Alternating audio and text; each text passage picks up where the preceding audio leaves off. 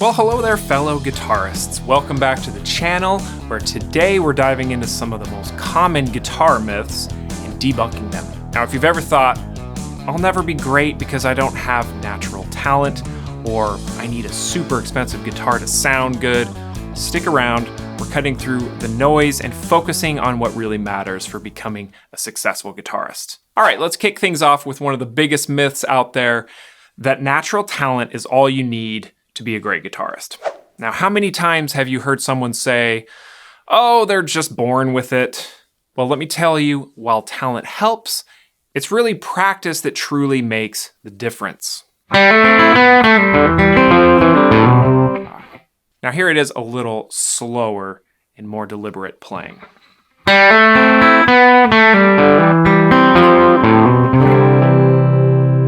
The first time was me rushing through it without much thought. And the second time, I was in a mode of deliberate practice. That's the key. It's not just about playing the same thing over and over, it's about focusing on the areas you need to improve. Let's break down this riff a little bit more. What helps is counting through it. So something like 1 and a 2 and a 3 and a 4 and a 1 and a 2. So what I'm doing is focusing on the shapes. It kind of revolves around this A minor or F shape, and it has hammer-ons. So I'm being very deliberate with that, and also my finger placement. Moving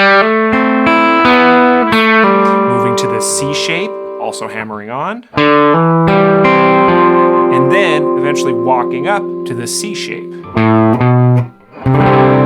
That also has a hammer on. So once I put these elements together, the key here is playing it slow, maybe putting on a metronome and counting through it. I'll do it one more time. 1 and a 2 and a 3 and a 4 and a 1 and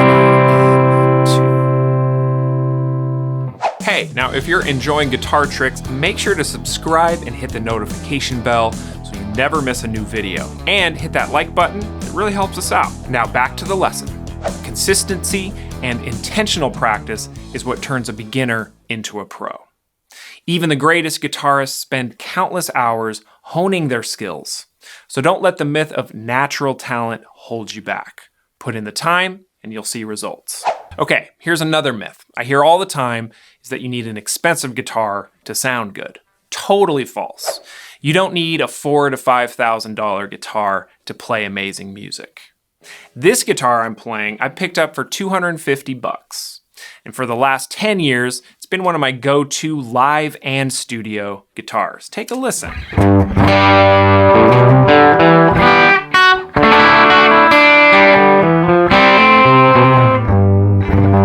Sounds great. Sure, high-end guitars may have better materials or craftsmanship and can definitely enhance your playability and sound. But what really matters is finding a guitar that fits your style, feels comfortable, and inspires you to play. Brands like Squier, Epiphone, and Yamaha make fantastic budget-friendly options. It's not about the price tag, it's about finding the right fit for you. Think about playability, sound, and build, but also about look, feel, and that vibe that you like. Okay, now let's debunk a myth that's especially popular in the rock and metal community, that it's all about speed and complexity. Now I'm here to tell you it's absolutely not. Speed is cool and can be effective stylization, but without strong technique and building your skills at a slow pace first, you won't be able to play fast in the future. Okay, so let's talk about speed building. Now, important thing is we always talk about metronome and working with a metronome. So say we're taking an A minor pentatonic scale, just maybe an octave.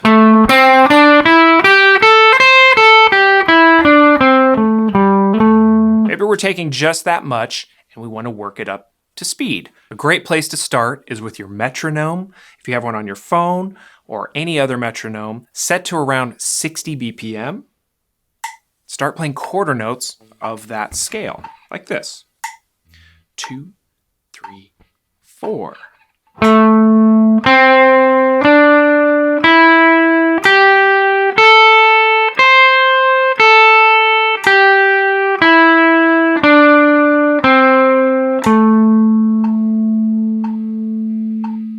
Okay, now from here, you would want to make sure that you can play the scale pretty much perfectly at 60 BPM before taking it up.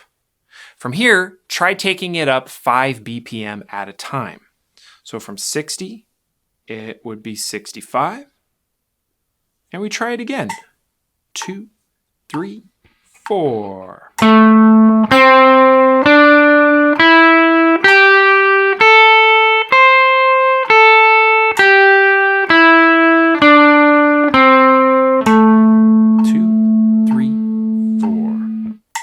So this would take a little bit of time, but it's totally worth it. As you incrementally build the tempo, you're going to be building your hand technique. Let's take it all the way up to 120. See what it sounds like. Oh, 1, 2, 3, 4.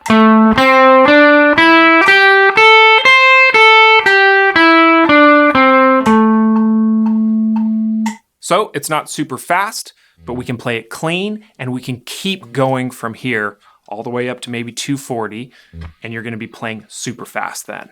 Master these basics and you'll have a solid foundation to build speed and complexity later on. Finally, let's tackle this myth. You can learn guitar just by reading tabs. Now, don't get me wrong, tabs can be very useful, but if you rely on them alone, you're missing out on one of the most important skills, developing your ear. Training your ear helps you identify notes, chords, and progressions by listening, not just reading. So let's take a quick ear training exercise. Let's see if we can identify this chord type. This is a minor chord. This is an A minor. Let's see if we can hear this chord type. This is an E7 or an E dominant 7. Now this is just an exercise, a simple ear training exercise to be able to quickly know what type of chord is being played. Exercises like this sharpen your ear and deepen your understanding of music. Another great way to train your ear is by learning songs by ear.